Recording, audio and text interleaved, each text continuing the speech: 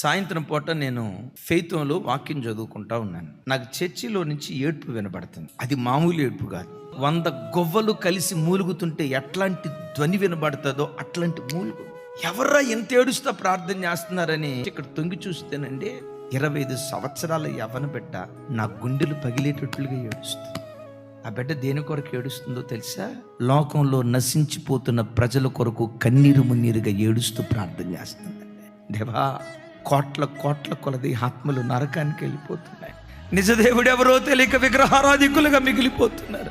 దైవము కాని వాటిని ప్రజలు ఆరాధిస్తున్నారు. కొంతమంది మీరు నిజదేవుడని ఎరిగినా నామకార్థ స్థితిలో నలిగిపోతూ నామకార్థ క్రైస్తవం ఎక్కువైపోయిందయ్యా. ప్రజలు నరకానికి వెళ్ళకూడదు. ఏడుస్తూ ఆ బిడ్డ అంటది, నరకమంతా ఖాళీ అయిపోవాలయ్యా, పరలోకమంతా ఆత్మల చేత నింపబడాలయ్యా అని అడుగుతుంది. నీ కన్నులు ఆ కన్నీళ్లతో నిండుకొనుగాక.